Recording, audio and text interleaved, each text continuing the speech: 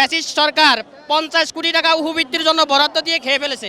যেহেতু শিক্ষকদের সাথে অসদাচরণ আচরণ করছেন, তাতে এই পরিপ্রেক্ষিতে শিক্ষা উপদেষ্টার হিসাবে উনি ওই দায়িত্বে থাকতে পারে না। 2018 সালে একবার আমাদেরকে আশ্বাস দিয়েছিল এমপিও করবে, 2021 সালে আশ্বাস দিয়েছিল এপিও করবে, এবার 2025 সালে 28 জানুয়ারি প্রধান উপদেষ্টা ফখরুদ্দিন আহমদ আশ্বাস দিয়েছিল আমাদেরকে প্রথমে এমপিও পরবর্তীতে জাতীয়করণ করবে। কিন্তু এর পরবর্তীতে অনেকবার আমরা আন্দোলন আসছিলাম, শুধু আশ্বাস দিয়ে গেছে। জুনে 728 কোটি টাকা বরাদ্দ দিছে, কিন্তু এই টাকাটা এখন আমাদের মাধ্যমে এমপিও দিচ্ছে না, জাতীয়করণ দিচ্ছে না, যাদের আমরা রাস্তায় এখন আসতে বাধ্য হয়েছি। আমরা আন্দোলন চালিয়ে যাব, আগামীকাল আমাদের নেতারা যেভাবে কর্মসূচি দিবে আমরা পালন করব।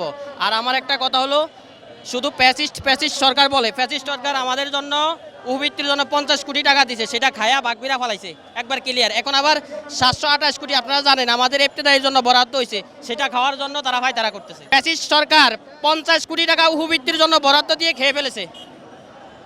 এখন আবার আমাদের এই মাননীয় যেই সরকার আসছে ডক্টর ইউনূস স্যার, সে আইসা তার আমলেই 728 কোটি টাকা আমাদের জন্য বরাদ্দ দিয়েছে।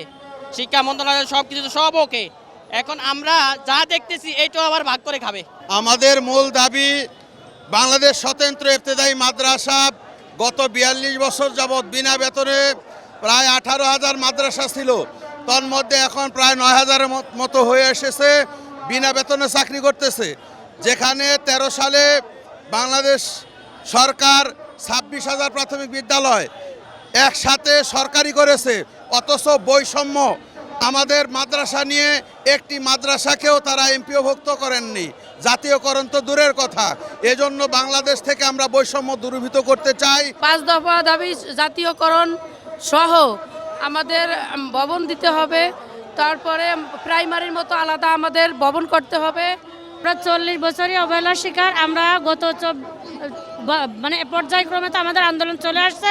এতদিন আন্দোলনের পর গত 24 সালের জানুয়ারিতে আমাদের আন্দোলনের শেষে যখন আমরা পদযাত্রা দিই, তখনই পুলিশ আমাদেরকে বাধা প্রদান করে, টিয়ার শেল নিক্ষেপ, কেদানি গ্যাস, মানে বুলেট, অনেক কিছুর নির্যাতনের পরে আমরা রাজপথেই থাকবো আজকে।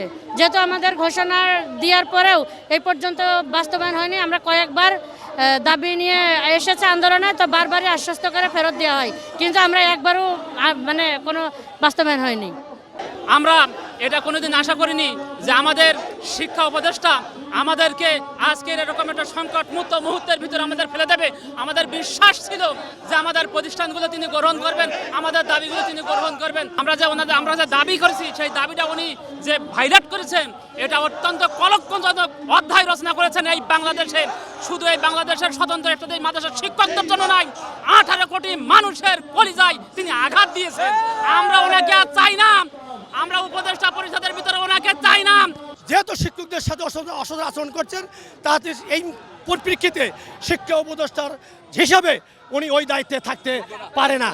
এখন আমাদের কর্মসূচি আগামীকাল সকাল 11 ঘটিকার মধ্যেই আমরা এই শিক্ষা উপদেষ্টা অসদাচরণের প্রতিবাদে আমরা বিক্ষোভ মিছিল কর্মসূচি আমরা পালন করব।